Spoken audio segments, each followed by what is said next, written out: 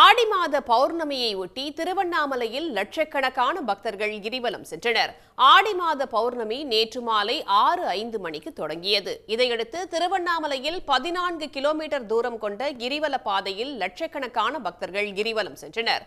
அப்போது சங்கொலி முழங்க நமச்சிவாய மந்திரத்தை கூறியபடி நிலவொளியில் பக்தர்கள் கிரிவலம் மேற்கொண்டனர்.